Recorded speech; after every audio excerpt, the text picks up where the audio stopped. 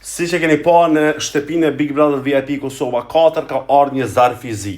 Tani ne e dim që zarfat e zi zakonisht të eliminojnë, i kanë dënimet shumë të rënda. Por pyetja është këtu. Një prej gjërave që po më intereson me ditë për juve. Nëse të eliminon zarfi i zi dhe thot po kështu je eliminuar nga loja, atë takon përdorimi i biletës kthyse nëse e ki fatin për mu kthy.